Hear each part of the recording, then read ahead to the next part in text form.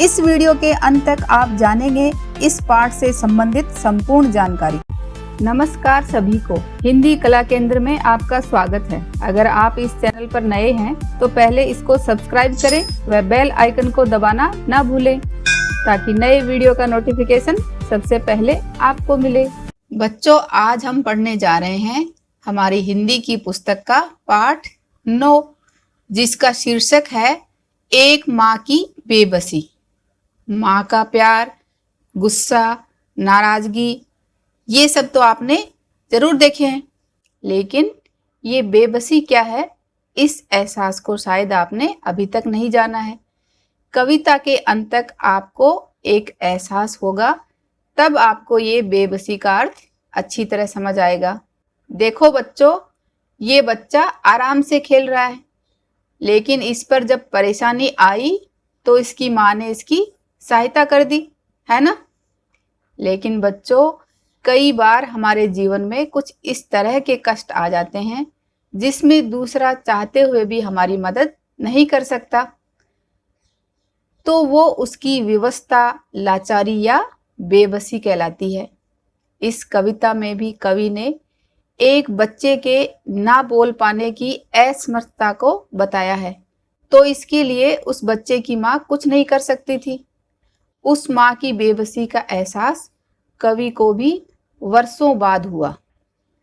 एक माँ की बेबसी, बेबसी का अर्थ है विवशता या लाचारी, ऐसा काम जिसमें हम चाहते हुए भी किसी की सहायता नहीं कर सकते, तो वो विवशता या लाचारी कहलाती है।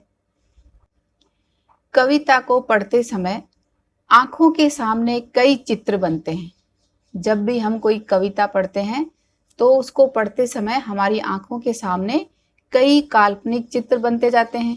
कुछ पुरानी बातें भी याद आ जाती हैं उन चित्रों के साथ, अगर उससे मिलती जुलती हो तो। होता है ना ऐसा। बचपन का चित्र, बचपन के खास समय, खेल, साथियों का चित्र, तो कुछ इस तरह की बातें होती है ना आपके साथ भी। उन साथियों में एक खास साथी रतन का और एक माँ का चित्र। इसे पढ़ो और महसूस करो। इस कविता में कवि ने अपने मन के भाव बताए हैं कि वो किस तरह जब बड़े हो जाते हैं तो उनको अपने बचपन का चित्र या बचपन के समय के कुछ खेल या उनके साथियों के चित्र याद आते हैं। तब उनमें एक रतन नाम का साथी और उसकी माँ का चित्र भी उनको आज याद आया, जिनके बारे में उन्होंने कविता के माध्यम से हमें बताया है। कविता धीरे धीरे पढ़ने की चीज है। किसी भी कविता को पढ़ने के लिए और उसको समझने के लिए उसको धीरे धीरे पढ़ना चाहिए। उसे मन में उतरने में काफी समय लगता है। कभी कभी तो बरसों बाद हम बचपन की पढ़ी कविता पढ़ते हैं। बचपन की पढ़ी हुई कविता को जब दोबारा पढ़ते हैं तो लगता है पहली बार पढ़ा है इसे, क्योंकि उस वक्त हमने उस कविता के बारे में या उसके एहसास को या उस वक्त कविता में जो कोई भाव था वो हम नहीं समझ पाए थे, जिसको जब बड़े होते हैं तब समझ में आता है। कविता पढ़ने के बाद मन के किसी कोने में घर बना लेती है। घर बना लेना यानी हमेशा के लिए याद रह जाना। किसी मौके पर वह उभर आती है। उभर आना यानी प्रकट होना। जब वैसा ही कोई और मौका आता है जब हम बड़े होते हैं, तो उस वक्त जो कविता में एहसास था वो एकदम से सामने प्रकट हो जाता है। तो कुछ ऐसी ही बातों से ओतप्रोत कवि ने अपने बचपन की एक घटना को इस कविता के माध्यम से दर्शाया है, जिसमें उनको वो बचपन वाली बातों का एहसास जब वो बड़े हुए तब उनको बात समझ में आई, जो कि उस समय वो उन सब बातों से अनजान थे। तो ऐसा अक्सर आप लोगों के साथ भी होता है, मेरे साथ भी होता है। कविता, कहानी, सबके साथ ये होता है, और ये बात कविता हो या कहानी, सब में ये एहसास होता है। कुछ ऐसी बातें होती हैं जो उस वक्त समझ में नहीं आती, फिर वो बहुत सालों के बाद वैसी ही कोई घटना देखते हैं तब वो बात समझ में आती है। इसलिए हमें इससे चिंतित होने की जरूरत नहीं कि कविता एक बार में पूरी तरह समझ में आ रही है या नहीं। इसलिए आपको भी अगर ये कविता एक बार में समझ में नहीं आए तो चिंतित होने की बात नहीं है। आप इसको जब धीरे धीरे पढ़ोगे, समझोगे, तब वो समझ आ जाएगी। अगर उससे सिर्फ एक चित्र ही उभरता है तो भी कविता कामयाब है। अगर ये कामयाब यानी सफल, तो अगर ये कविता पढ़ने के बाद अगर हमारे मन में एक चित्र भी उभर जाएगा तो कवि का लिखना सफल हो जाएगा। कवि जो बात इस कविता के माध्यम से हमें समझाना चाहते हैं वो हमें समझाने में समर्थ हो जाएंगे, यानी उनकी कविता सफल हो जाएगी। तो चलिए बच्चों, सबसे पहले कविता का सहस्वर पठन कर लेते हैं। न जाने किस अदृश्य पड़ोस से निकल कर आता था वह खेलने हमारे साथ, रतन जो बोल नहीं सकता था खेलता था हमारे साथ, एक टूटे खिलौने की तरह। देखने में हम बच्चों की ही तरह था वह भी एक बच्चा, लेकिन हम बच्चों के लिए अजूबा था क्योंकि हमसे भिन्न था। थोड़ा घबराते भी थे हम उससे क्योंकि समझ नहीं पाते थे उसकी घबराहटों को, न इशारों में कही उसकी बातों को, न उसकी भयभीत आंखों में हर समय दिखती उसके अंदर की छटपटाहटों को। जितनी देर वह रहता पास बैठी उसकी माँ, निहारती रहती उसका खेलना। अब जैसे जैसे कुछ बेहतर समझने लगा हूँ उसकी भाषा जो बोल नहीं पाते हैं, याद आती रतन से अधिक उसकी माँ की आंखों में झलकती उसकी बेबसी। तो इस कविता के कवि हैं राजेश जोशी, जिन्होंने इस कविता को लिखा है। अब इस कविता को अर्थ के साथ समझते हैं। न जाने किस अदृश्य पड़ोस से, अदृश्य का अर्थ है जो दिखाई ना दे, तो पता नहीं कौन से पड़ोस से निकल कर आता था वह खेलने हमारे साथ, रतन जो बोल नहीं सकता था। तो इन पंक्तियों के माध्यम से कवि हमें कहना चाह रहे हैं कि उनको ये भी नहीं पता कि उनके पड़ोस से या कौन से घर से वो बच्चा निकल कर आता था, क्योंकि वो ये सारे बच्चे इस बात से अनजान थे। कौन इनके साथ खेलने आता था? रतन नाम का एक बच्चा आता था जो बोल नहीं सकता था, जो बोलने में असमर्थ था। खेलता था हमारे साथ एक टूटे खिलौने की तरह। जैसे बच्चों आपके पास कोई खिलौना है, जैसे आपके पास कार है और अगर उसका कोई टायर टूट गया तो वो क्या है? दिखने में तो खिलौना है, लेकिन उसका काम क्या है? चलना। तो अगर वो टूट जाएगा तो वो चल नहीं पाएगा।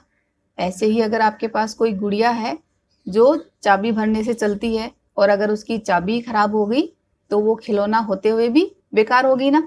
तो वैसे ही खेलता था हमारे साथ, तो वो बच्चा हमारे साथ खेलता तो था एक टूटे खिलौने की तरह।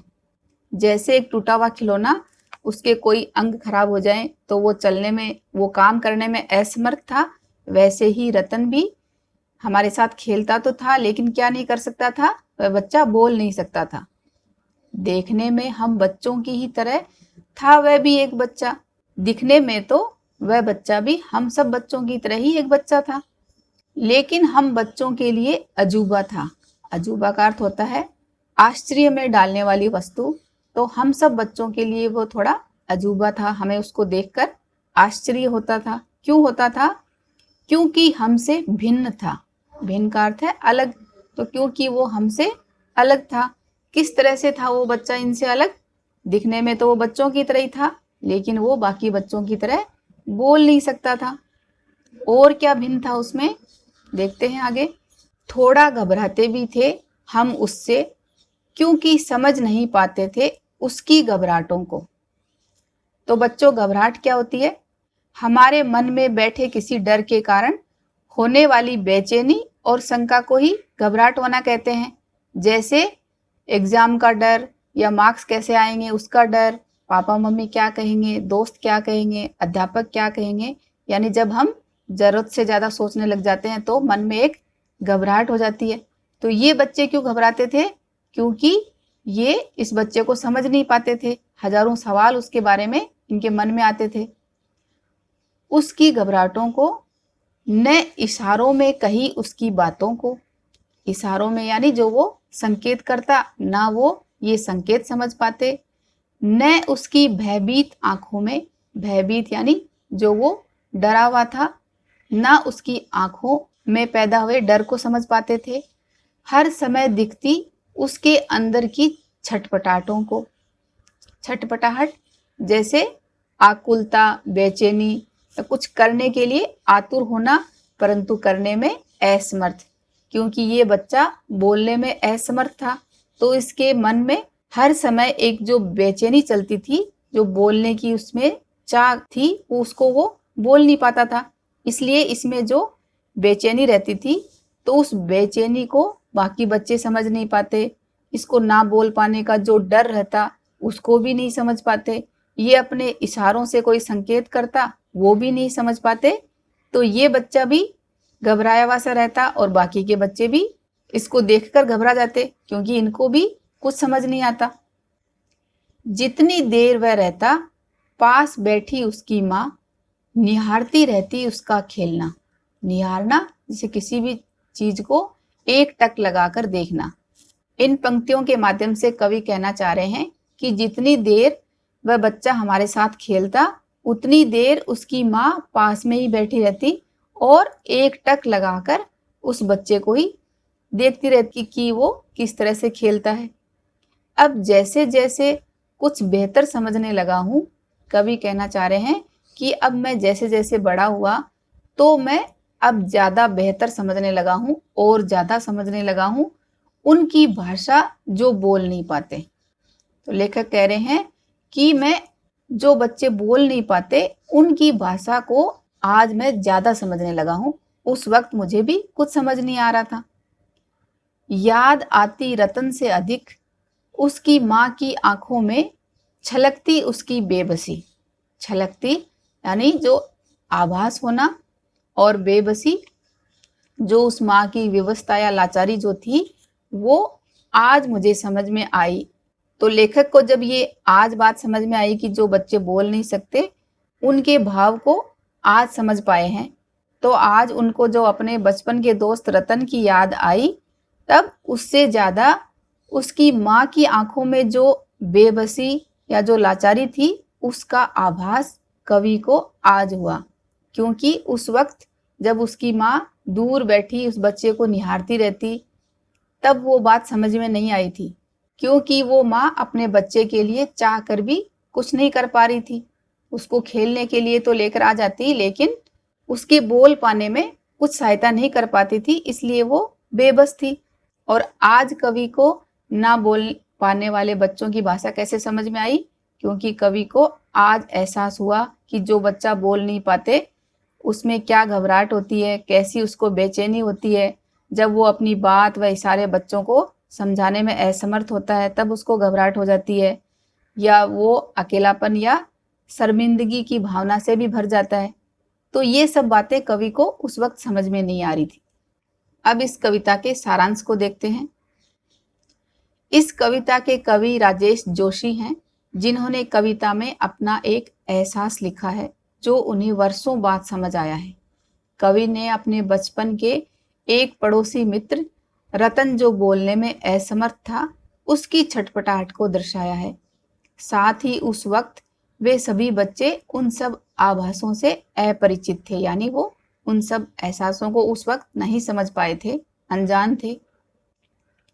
बच्चों के लिए रतन एक अनजान घर से उनके साथ खेलने आता था। जितनी देर रतन उनके साथ खेलता बाकी सबको वह अपने से अलग लगता और उसकी विवश माँ सहारे के रूप में वहां उपस्थित रहती थी। उस माँ की बेबसी का एहसास कवि को आज हुआ है, क्योंकि उस वक्त तो इनको इतना ही समझ में आया था कि एक उनसे अलग बच्चा उनके साथ खेलने आता है और उसकी माँ उसके साथ आती है जो वहां देर तक बैठी उसको निहारती रहती है। लेकिन वो माँ क्यों बेबस थी, उस बच्चे के मन में उस वक्त क्या क्या भाव रहे होंगे, वो सब कवि को आज समझ आया है। तो बच्चों, आपको भी अगर ये कविता एक बार में समझ में नहीं आई है तो कोई बात नहीं, घबराइए मत। एक बार फिर से इस कविता को पढ़िए और समझिए, अंत तक आप अच्छी तरह समझ पाओगे और आपके मन में भी एक चित्र भी उभर जाएगा कि किस तरह एक गली में बच्चे खेलते हैं, कैसे वो बच्चा आता था, सब बच्चे किस तरह उसके बारे में सोचते थे, उसकी माँ दूर एक किनारे पे बैठी उस बच्चे को देख रही है, तो कुछ इस तरह का चित्र आपके मन में उभर जाएगा जब आप इसको बहुत धीरे धीरे और समझते हुए पढ़ोगे। अब इस कविता के अभ्यास प्रश्नों को इसके भाग 2 में करेंगे। अगर हमारे वीडियो बन ही रहे हैं आपके फेवरेट, तो फिर क्यों ना करें इनको लाइक, सब्सक्राइब और रिकमेंड। हमें और बेहतर बनाने के लिए आप कर सकते हैं कमेंट। धन्यवाद।